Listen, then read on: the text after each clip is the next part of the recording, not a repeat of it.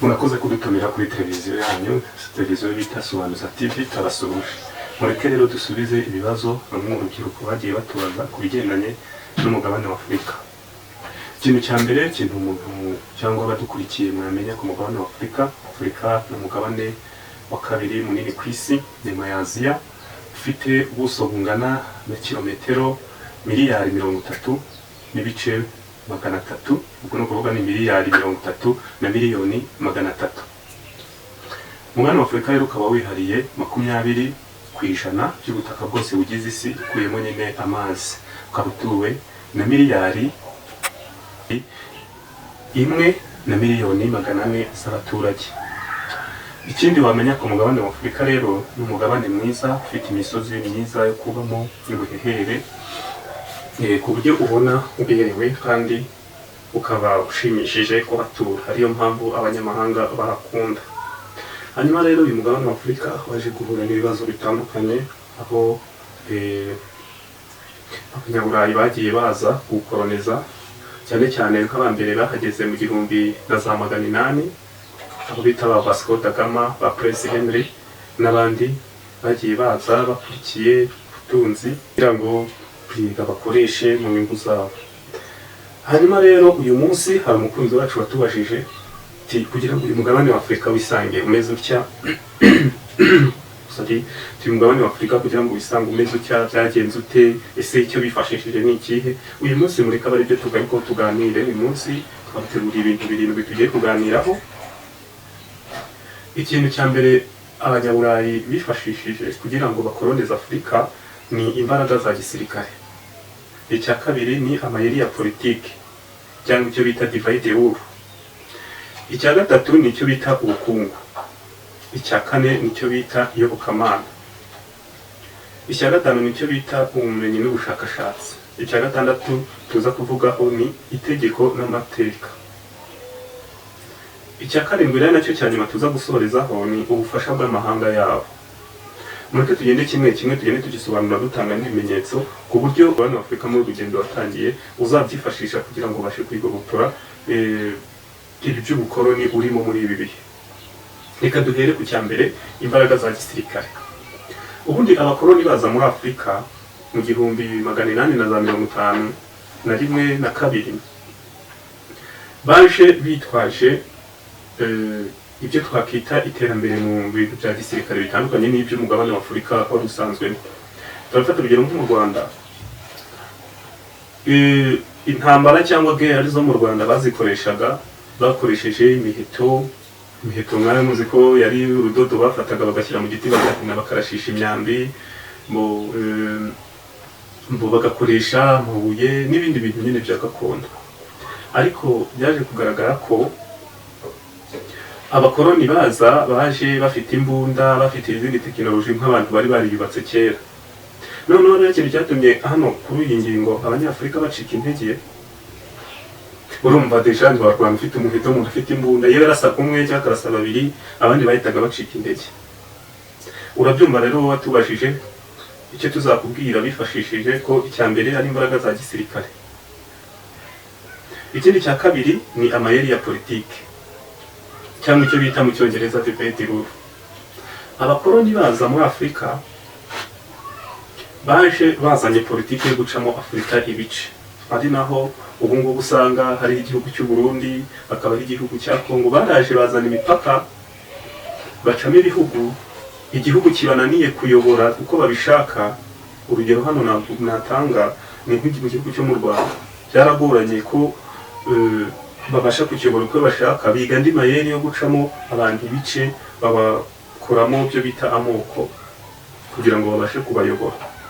Iki cyabaye imbaraga zabo kandi cyageze ku ntego, kuko abanyafurika babyumvishe vuba bahita banacika intege, kugeza ubwo muri uwo mwanya nyine imbaraga zabo zahise zishira, ibindi nyine ntibyaborohera.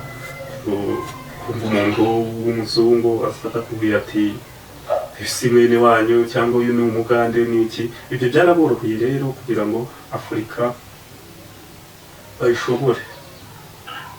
Icya gatatu twabonye ni ubukungu. abanyaburayi n'abazungu muri rusange, cyane cyane abo muri babaga mu bice bya Portugal, bari bafite ubukungu bwabo buteye imbere ku buryo nko mu gihe abanyafurika bataryaga umunyu bo bari bawufite, barazaga bakawitwaza, bakitwaza amafaranga ubukungu Afurika yari yarubatse, bakababwira ko nta kigenda, babaha kumunyu bakumva uraryoshye cyangwa amavuta, ibyo byose bakabyinjiza mu bami bari bayoboye muri ibyo bihe kugira ngo babafatishe, kugira ngo babashyire mu icyo kintu cy'ubukungu. Ibyo barabyifashishije kugira ngo n'uyu munsi Afurika iba imeze gutya. Muza mubibona ko na n'ubu mu by'ubukungu Afurika baracyayiyoboye, baracyatanga inkunga, niyo mpamvu bitahise bikunda ko abanyafurika bakikuramo. Ikindi cya kane twabonye ni iyobokamana. Iyobokamana ryo ndaritindaho cyane kubera ko na n'ubu riracyakoreshwa,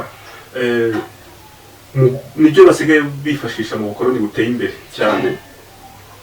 Iyobokamana wenda muri Afurika ndabaha nk'urugero, mu gihugu cyacu cy'u Rwanda kera abanyarwanda basengaga imana zabo, basengaga Ryangombe, bagasenga Abanyabingi, bagasenga n'izindi mana munsi.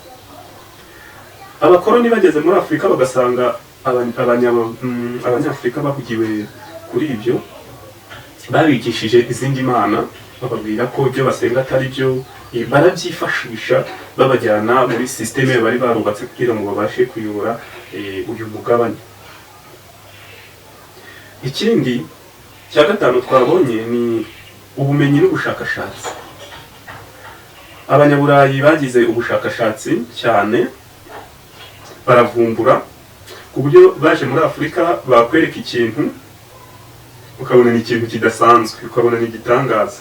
Ibyo barabyifashishije kuko ubumenyi bwacu bwari buteye, navuga ko bwari busigaye, bwari bukiri inyuma, barabyifashisha bituma abanyafurika babatinya. Urugero, Afurika igera mu plutôt nka telefone igera muri Afurika, urumva bari basanzwe bahamagarana bisanzwe uburyo bwa gakondo cyangwa kuduhamagarana, ugasanga umuntu rwahamagara undi, bumvaga ari ibintu bitangaje, bagatangira gutinya no kuba bahita bacika intege zo gutangira gukora ibyabo. Bahitaga bacika intege bakavuga uti n'ubundi ibi ntabwo tubikora, barabikoze, reka kugera n'ubu niko bimeze, abantu baracyatinya. Icya gatandatu twabonye rero ni itegeko n'amateka. Cyane cyane ahangaha turavuga nko kwa misiyoneri bagiye baza bigisha amateka y'iwabo. Bafashe abanyafurika babashyiramo ibice, babigisha ko mbega babibagiza ahahise habo, niko navuga, babibagiza ahahise habo ahubwo babigisha ahahise h'abakoloni. Ngira ngo murabibona n'ubu ko no mu myigishirize y'abanyafurika kenshi usanga n'ubundi biga amateka biga nka histoire, usanga biga kenshi biga histoire y'abakoloni, abakozi b'abakoloni n'ubundi ba kera, urasanga n'ubu bikigoye ko n'ubundi twareba, uretse ko ubona ubukoloni muri iki gihe babuhinduriye systeme, ariko nta wabura kuvuga ko bugihari, koloni buracyahari. Bakoresheje rero amategeko n'amateka yabo, duhitamo kwiga ibyabo, wenda n'ibyo baduhitiyemo turabyiga, twibagirwa twe ibyacu. Hano ndabaha nk'urugero, Afurika yari umugabane mbere ya Empire ikize cyane, kugaba amasamusa, muranabona ko nko muri Djibouti haracyari ziriya nzu zihari muri Djibouti, na n'ubu batarabona amaforomire yazo. Urumva baraje bafata ibyo abanyafurika bo bari bazi, bo babihinduramo kumenya iby'iwabo. Ziriya piramide zo muri Afurika n'abanyafurika bazubatse kera, bari bafite umurage wabo n'amateka, ariko bo baje babigisha ko ibyo ari ibishenzi kugira ngo bibashe kubavamo. Byabafashe igihe kirekire ariko byarangiye bivuyemo. Icyanyuma rero kugira ngo dusoze ikiganiro ni icyo bita ubufasha bw'amahanga yabo. Urabibona ko kuva abakoloni baza batangiye guhereza amaleta, amampire, ubwami inkunga.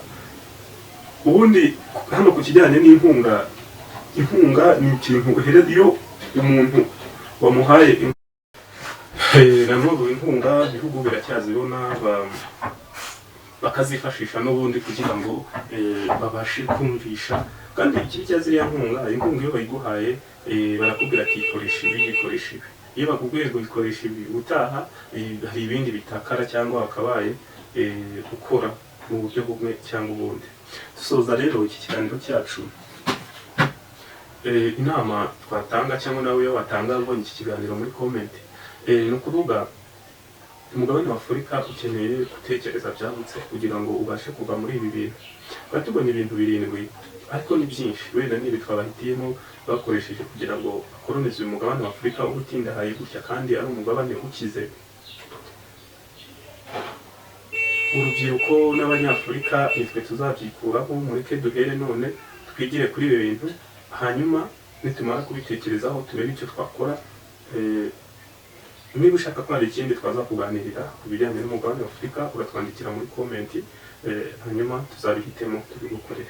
Mwakoze kudukurikira, iyi ni televiziyo bita Sobanuza. Murakoze.